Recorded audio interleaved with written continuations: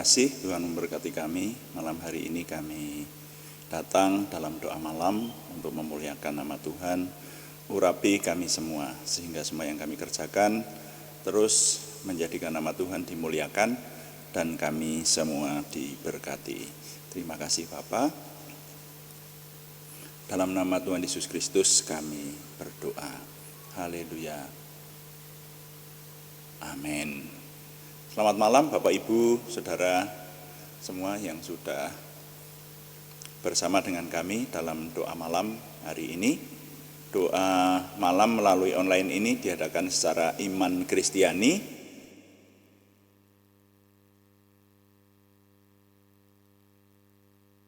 Dengan dasar keyakinan kepada Tuhan Yesus Kristus, Yeshua HaMashiach, Isa alaihi salam, Juru Selamat dunia, Imam Besar Agung kami.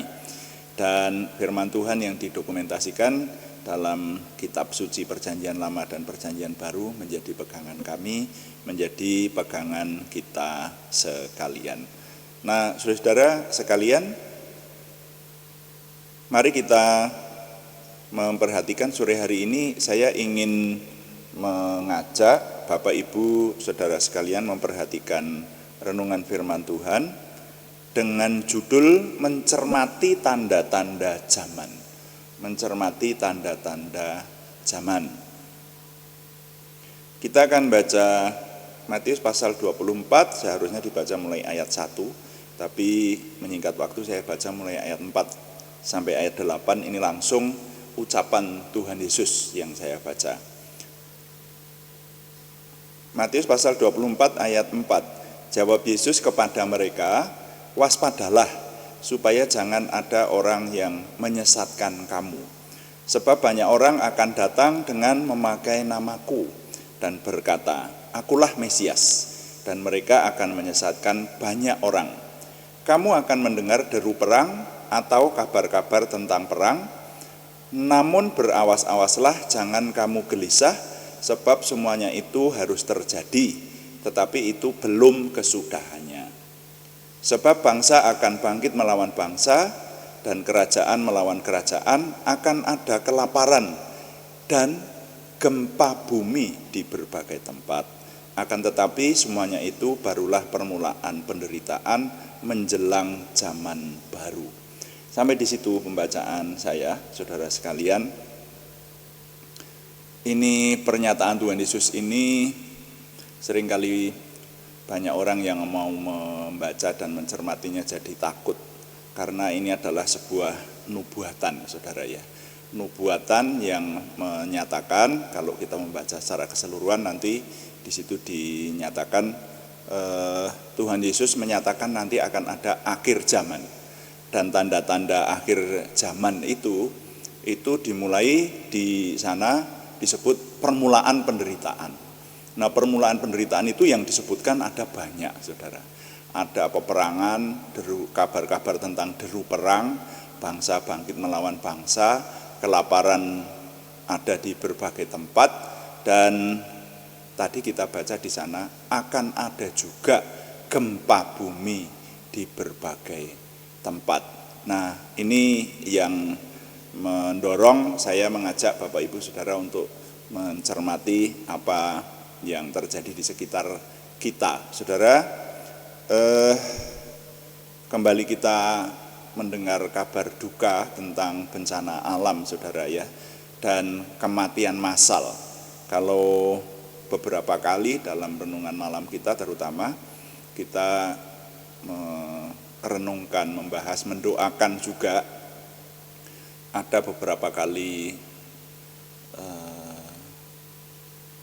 bencana alam ataupun sesuatu yang terjadi sehingga menimbulkan kematian massal. Mulai kemarin dulu itu dari kerusuhan sepak bola di Kanjuruhan Malang, kemudian saya ingat ada semacam kerusuhan juga atau ketidaktertiban tepatnya yang terjadi di Korea, yang memakan korban juga lebih dari 100 orang, dan juga ada kecelakaan jembatan gantung di India yang memakan korban ratusan orang. Nah, ini kita dengar lagi di tengah bangsa dan negara kita, yaitu pada hari Senin yang lalu tanggal 21 November tahun 2022 di Cianjur dan sekitarnya terjadi gempa bumi dengan ukuran cukup besar 5,6 skala Richter itu, dan berita terakhir yang saya ikuti menyatakan korban tewas ada lebih dari 100 orang. Ada yang menyebut 102, tapi bahkan Gubernur Jawa Barat sudah menyebut angka 162 orang, 31 hilang, dan luka-luka 377 lebih. Jadi ribuan rumah rusak. Nah, ini kabar duka, saudara ya. Kita minimal wajib mendoakannya, dan kabar cukup memprihatinkan yang terjadi di tengah bangsa dan negara kita. Tapi kalau namanya bencana alam, itu ya memang bencana yang ditimbulkan dari alam. Jadi datangnya secara tiba-tiba dan tidak banyak orang yang mempersiapkan diri untuk menghadapi hal-hal semacam itu, dan terutama dikatakan di sana banyak anak-anak yang menjadi korban tidak tertolong, dan dimungkinkan ini bisa bertambah korban yang ada. Jadi saudara-saudara, gempa bumi. Nah, begitu ingat gempa bumi, di samping kita prihatin mendengar kabar ini, saudara, tapi saya kemudian mengingat kembali nubuatan ini. Jadi kitab suci itu penuh dengan nubuatan-nubuatan. Nubuatan itu sesuatu yang akan terjadi. Jadi sebetulnya sudah jauh sebelumnya kita manusia, terutama kita yang beriman pada Tuhan Yesus Kristus dan membaca firman Tuhan ini, kita diingatkan bahwa di depan ini, apa yang akan terjadi di depan kita ini, entah kapan, tidak disebutkan kapan waktunya, tapi akan ada ya gempa bumi di berbagai tempat yang memakan korban, bahkan ada kelaparan seperti tadi disebutkan di sana. Dan kalau tentang perang dan kabar-kabar tentang perang, bangsa bangkit melawan bangsa, deru perang itu sudah sering kita dengar ya. Nah, ini mari kita merenungkannya. Mau tidak mau membuat kita harus merenungkannya, bahwa hal-hal semacam ini dinyatakan oleh Tuhan Yesus merupakan permulaan penderitaan akan adanya zaman baru. Jadi zaman akan segera berakhir, saya menerimanya seperti itu. Jadi Tuhan berkata bahwa hari-hari terakhir itu tanda-tandanya seperti itu. Ya, Tuhan Yesus akan datang kembali untuk kedua kali dan menghakimi dunia ini sesuai dengan yang dinyatakan oleh kitab suci yang kita percaya. Nah, itu salah satu tandanya semacam itu. Sehingga jauh sebelumnya tadi pada awal saya katakan, orang membaca Matius pasal 24 ayat 1 dan seterusnya ini seringkali menjadi takut. Ini cenderung dihindari dan tidak pengen dibahas gitu ya, karena ini nubuatan dan yang mengucapkan tidak main-main Tuhan Yesus sendiri. Yang lain itu nubuatan diucapkan oleh para nabi, saudara. Tapi yang ini Tuhan yang mengambil rupa manusia itu sendiri yang menubuatkan. Jadi hal-hal ini akan terjadi. Nah, kalau sekarang kita mendengar kabar tentang gempa bumi yang memprihatinkan ini, nah mari di samping kita merasa prihatin dan setidaknya bisa berdoa, tapi kita juga mengingat bahwa ini mengingatkan kita, memperingatkan kita bahwa zaman akan segera berakhir. Nah, berkali-kali saya katakan, mungkin di antara kita ada yang akan berkata begini, nah ini bukan hanya ini. Di awal-awal Injil itu kan Yohanes Pembaptis sebelum Tuhan Yesus lahir sebagai manusia, Yohanes Pembaptis, Nabi Yohanes Pembaptis itu dikatakan nabi yang mendahului kelahiran Mesias. Dia juga sudah meneriakkan, bertobatlah sebab kerajaan surga sudah dekat. Dan kalimat itu bisa diartikan bahwa bertobatlah karena zaman akan segera berakhir gitu loh. Jadi karena dunia akan segera lenyap, ya akan terjadi kiamat semacam itu. Nah, tapi ini sudah ribuan tahun, kenapa tidak kiamat-kiamat? Jadi nubuatan Tuhan Yesus ini yang mengatakan bahwa ada tanda-tanda semacam ini, apakah besok pagi, apakah lusa, zaman segera berakhir, kita tidak tahu. Tapi saudara-saudara, kalau kita dalam tanda petik secara kasar mendebatnya, sejak zaman dulu peringatan itu ada terus,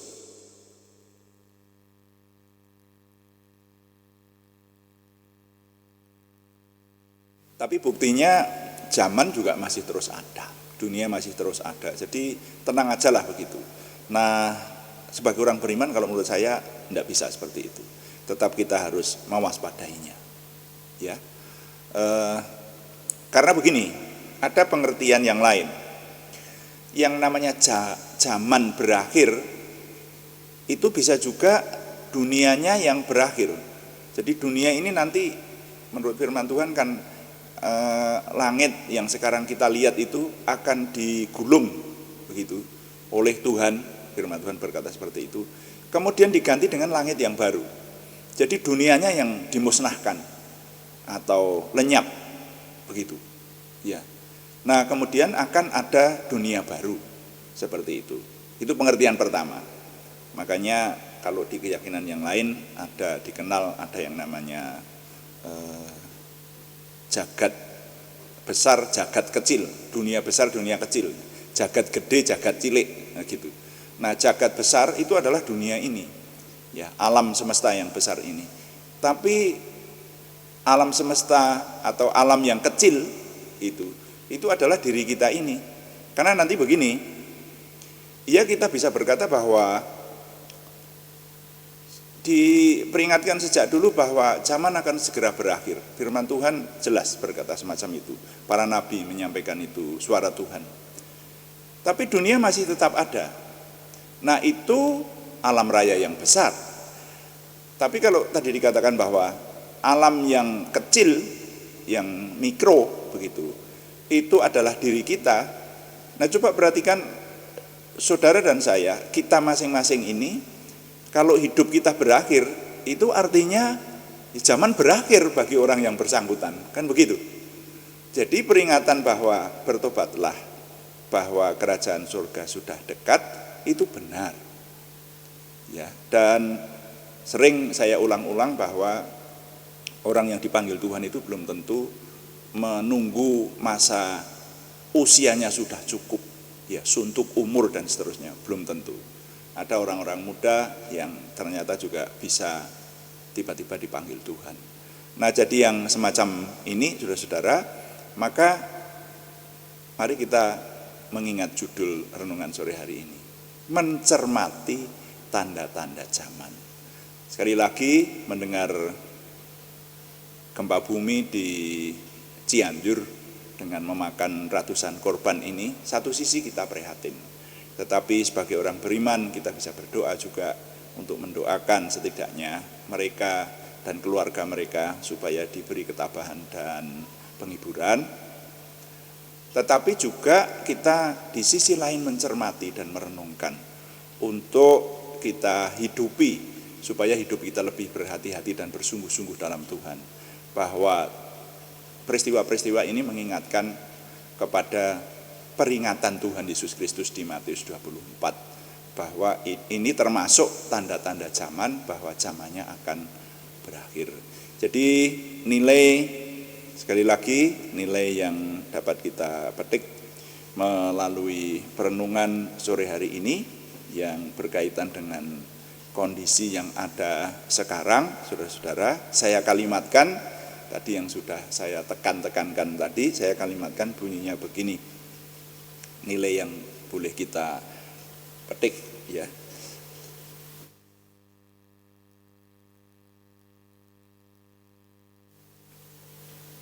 Sebagai orang beriman, kita setidaknya dapat mendoakan untuk korban gempa saat ini sambil mencermati tanda-tanda zaman. Jangan lupa, ya. Sekali lagi, sebagai orang beriman, kita setidaknya dapat mendoakan untuk korban gempa saat ini. Jangan lupa sambil mencermati tanda-tanda zaman. Tuhan dipuji, amin. Mari kita melayani Tuhan dengan doa. Kita naikkan doa syafaat, termasuk mendoakan nama-nama yang dalam minggu ini masih dikirim kepada kita untuk didoakan.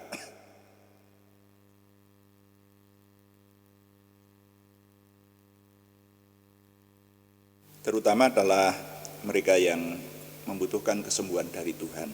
Mari kita melayani Tuhan dengan doa, kita satu hati berdoa. Bapa di surga, terima kasih malam hari ini Tuhan mengingatkan kami. Kami diprihatinkan oleh berita-berita bahkan yang terjadi di tengah bangsa dan negara kami, bahwa hari Senin yang lalu di Cianjur, Jawa Barat terjadi gempa bumi. Tuhan mengizinkan hal ini terjadi dan kabar yang kami terima lebih dari 100 orang meninggal dunia. Karena itu izinkan kami berdoa untuk keluarga yang ditinggalkan, khususnya Tuhan memberikan ketabahan dan memberikan penghiburan kepada mereka. Bahkan juga khusus untuk orang-orang beriman, mohon Tuhan yang menolong. Terima kasih, kami menyerahkan pemerintah daerah juga para relawan yang sekarang ini bekerja untuk membantu para korban yang mengungsi, ribuan orang yang kehilangan tempat tinggal. Tuhan menolong sesuai dengan limpah rahmat Tuhan, sehingga apa yang terjadi Tuhan berkenan menjadikan hal yang positif, hal yang negatif Tuhan balikkan menjadi hal yang positif. Tapi saat-saat ini doa kami Tuhan memberikan kekuatan, ketabahan, penghiburan kepada semua korban dan keluarganya. Terima kasih Bapa di surga, kami mengucap syukur untuk doa malam hari ini, dan izinkan kami juga berdoa untuk saudara kami, nama-nama yang membutuhkan kesembuhan dari Tuhan. Kami mohon Tuhan, dalam nama Tuhan Yesus Kristus, Yeshua HaMasyiah, Tuhan memberikan kesempurnaan kesembuhan kepada saudara kami Ariati Wirawan, saudara kami Alnis Diawati, saudara kami Budi Suswanti, saudara kami Yohanes Sutarman, semuanya di Purwodadi, saudara kami anak Alek Yohanu Wibowo di Salatiga, saudara kami Siti Rondia, saudara kami Cahyani Bagiowati di Semarang, dan bahkan juga untuk nama-nama yang belum kami sebutkan tetapi yang bersama dengan kami merindukan kesembuhan. Kami berkata dalam nama Tuhan Yesus Kristus, Tuhan memberikan kesempurnaan kesembuhan. Kami juga berdoa untuk pergumulan selain kesembuhan, yaitu pergumulan dari saudara kami Sri Purwati dan saudara kami Yohana Asri Sabtorini. Tuhan yang menjawab doa, memberikan terobosan baru, keberhasilan, sehingga pertolongan Tuhan nyata atas kami. Terima kasih, setiap hari kami boleh menyelesaikan pekerjaan kami, bahkan juga pelayanan kami. Kami menyerahkan kepada Tuhan, baik semua yang kami kerjakan secara onsite maupun online. Tuhan berkati dan Tuhan bawa kepada kesempurnaan ke arah Tuhan sendiri. Terima kasih, kami mengucap syukur setiap hari Tuhan membawa kami semakin memiliki pengenalan akan Tuhan, percaya diri bersama Tuhan, antusiasme, optimisme, semangat dan bergairah menyambut masa depan kami untuk menang bersama dengan Tuhan. Terima kasih Bapa, kami mohon Tuhan yang menyempurnakan doa kami oleh pertolongan dan pimpinan Roh Kudus. Semuanya kami persembahkan dengan mantap percaya dalam nama Tuhan Yesus Kristus Juru Selamat kami. Haleluya. Amin. Demikian doa malam hari ini, dan terus kami mengingatkan Bapak Ibu Saudara sekalian bahwa doa malam diadakan setiap hari Senin sampai Sabtu, setiap jam 6 atau jam 18 waktu Indonesia Barat. Juga ada doa pagi setiap jam 5 pagi pada hari-hari yang sama. Kami tunggu setiap live streaming kami pada jam-jam tersebut. Dan kalaupun terlambat mengikuti live streaming kami, tetapi masih ingin